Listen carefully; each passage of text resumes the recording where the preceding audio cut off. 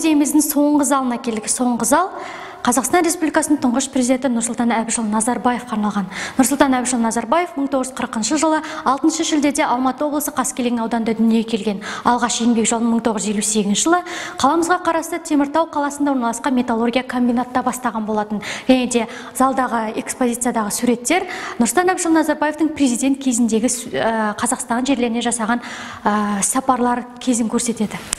Сонымен қатар Нұрсұлтан Әбішұлы Назарбаевтың әлем елдері президенттерімен кездесу кезіндегі суреттерін көруге болады.